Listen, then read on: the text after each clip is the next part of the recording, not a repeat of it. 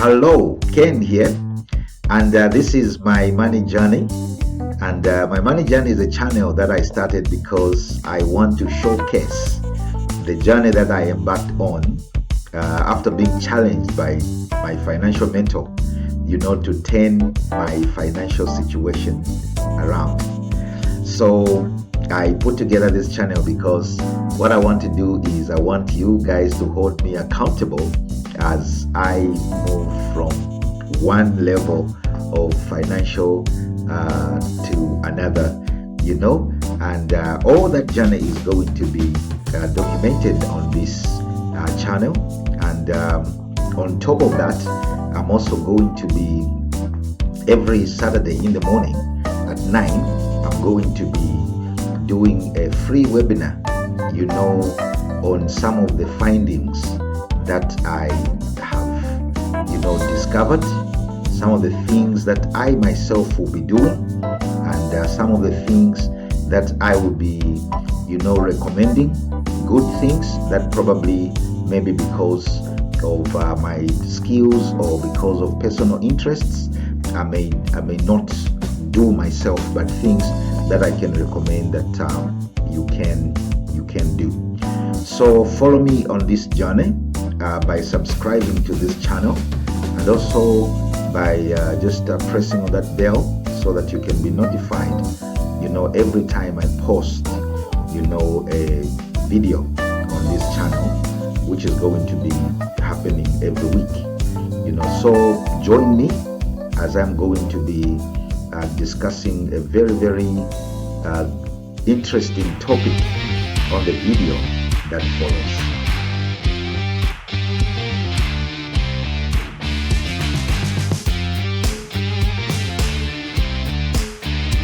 Hello. So I'm sure that most of us have heard about a guy called Robert Kiyosaki. So Robert Kiyosaki wrote a book called Poor Dad and Rich Dad. In the book, he talks about two of his dads. One was his biological dad, and the other one was a father to his friend. And these two men shaped the way that he thought about money, and he had to choose which way he was going to follow. And he followed the advice from his rich dad. Unfortunately, he had to follow the advice of his father's dad, who was in the book called The Rich Dad. But Robert Kiyosaki has written a number of books ever since, and one of the books that he wrote is called The Cash Flow Quadrant. And in the cash flow quadrant, he talks about the fact that people are usually grouped into these four quadrants. And these four quadrants, the two quadrants are on your left and the two are on your right, and I'm going to be talking about these quadrants today. He says that it's either you are in the employee quadrant, where the most important thing for you is to have a job so that you can have security. And then the other quadrant is called the S quadrant. And in this S quadrant, it's people that are self-employed, and these people independence or is something that they value because they want to do things on their own time. And then on the right side on top there, you have the B quadrant, which is standing for business owners. And this type of people are people that create systems. They create business systems. And then you have an I, which stands for investor. And these are people that use money to create more money for them. So, one of the things that really struck me is that Robert Kiyosaki says that on the left, where you have the employees and the self-employed. People, that's where you have 90% of the population of the world, whereas on the right side, where you have the B and the I, that's where you have 10% of the population of the world. Now, something very, very intriguing that really struck home for me when I read this book is that he says 10% of the world's wealth is shared among the 90% of the population, while the 10% share the 90% of the wealth. So you can see those numbers are quite staggering. That is why you have such a disparity between the rich and the poor. Now, I asked myself, why is it that 90% of the world is really you can call scrounging or really fighting over the 10%, while the 90% of the wealth is just shared by the 10%? The reason I discovered is that it's the way they use time and the way that they think. According to what he has written in his book, he says that the people on the left side, they sell time for their money. They sell time and they earn money based on how much they work. Whilst on the right side, they don't sell time. What happens is that it doesn't matter, whether we all have 24 hours, but the guys on the right side of the quadrant, which is the B and the I, they leverage, systems, and they also leverage, other people's time, to create systems that create money for them without them having to sell time. Now, this is, to me, I used to think, okay, if it is that simple, why is the 90% on the left side and only the 10% on the right side? Then it struck me that it's just about how people think.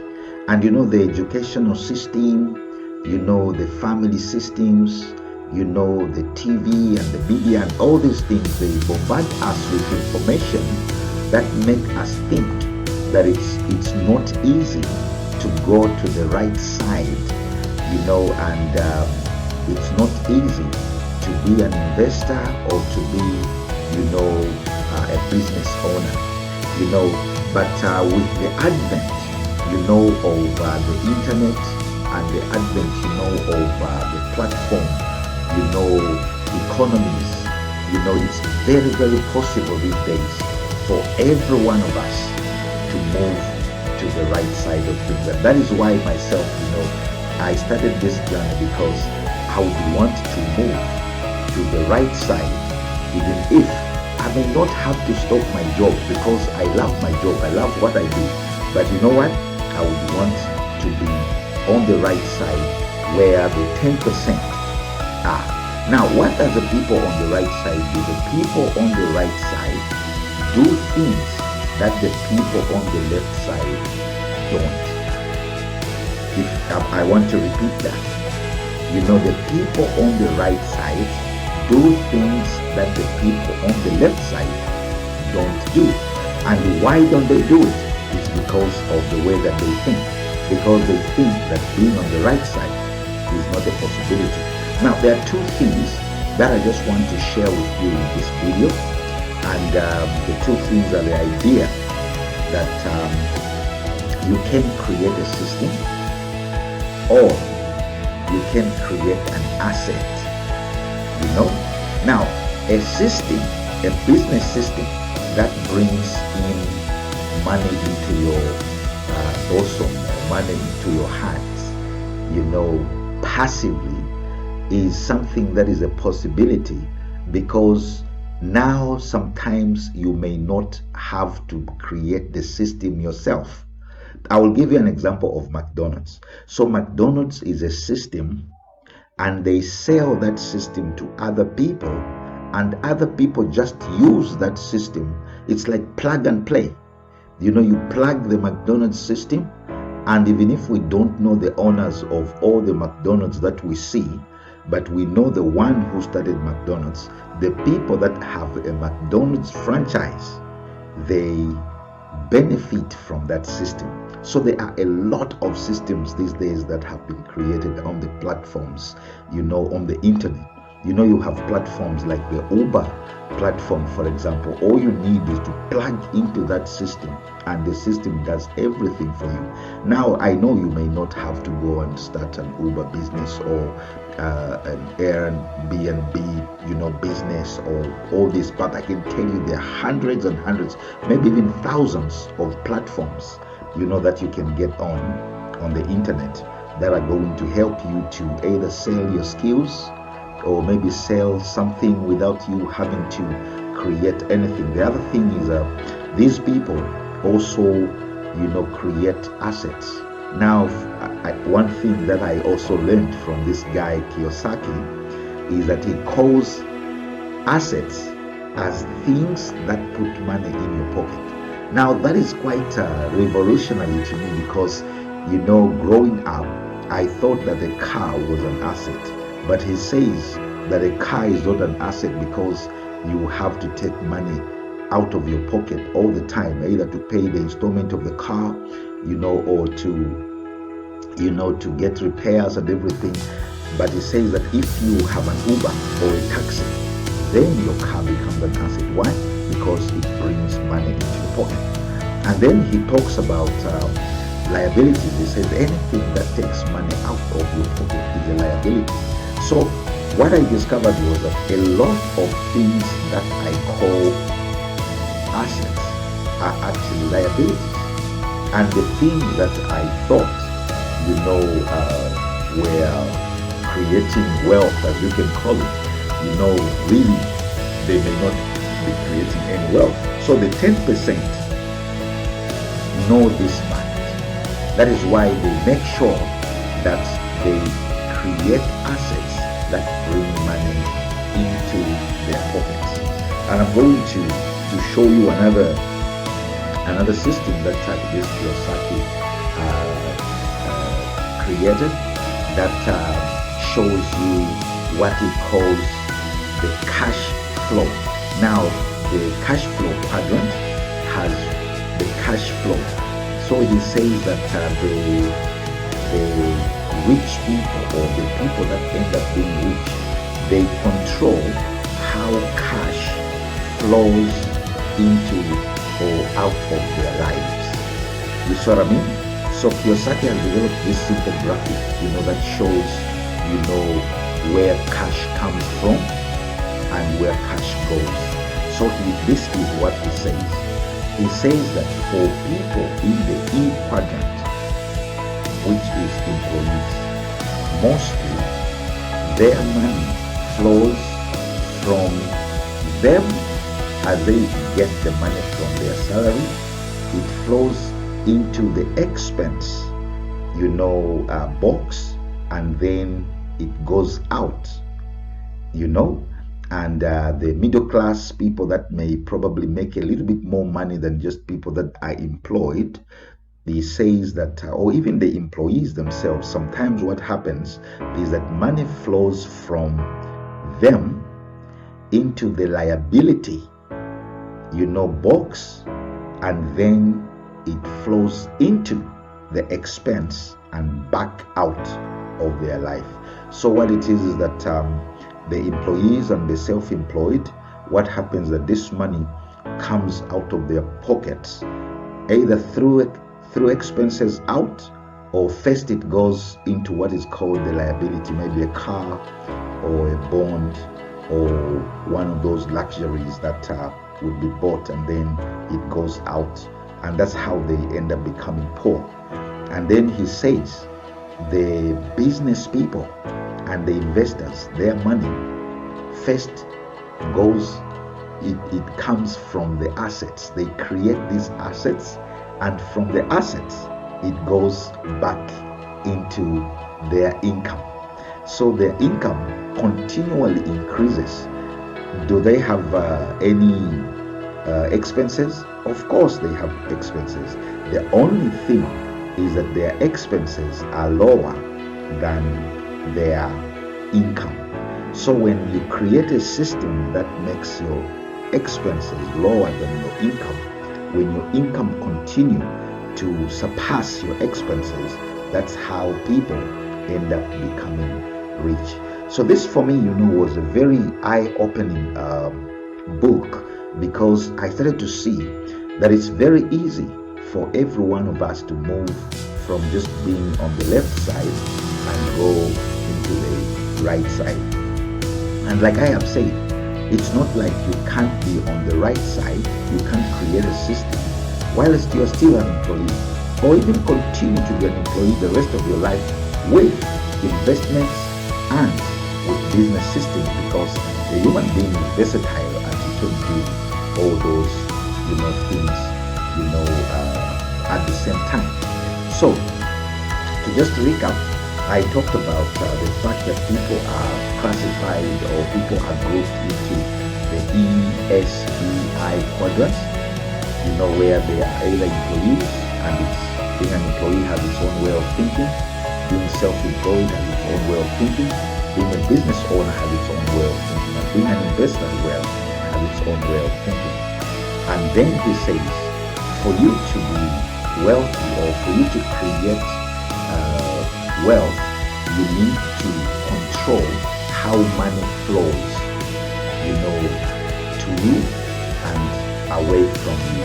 If money comes to you and then it goes out through the expense or the liabilities, then what will happen is that you will not accumulate wealth. But if money comes and then you create assets, or you create investments, and those investments push back the money into your income box, and then from the income box it accumulates more than it comes out to your expenses, then you are on the road, to financial freedom.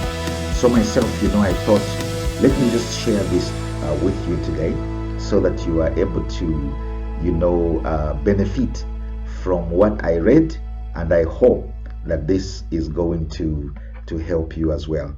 So every Saturday at 9, I'm going to be having a free webinar where you can attend this free webinar.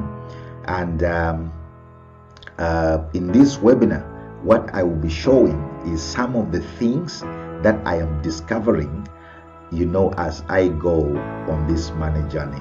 Some of the things that I am doing, and some of the things that I may not be doing, but just because I would want to help as many people out there, to create systems, or to be part of the systems that have already been created that they may not actually be aware of. So you can see the number on the screen.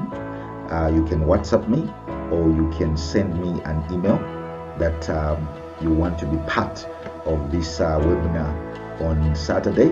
And we are going to start the first Saturday of July, and the date on the first Saturday of July is going to be the 3rd of July.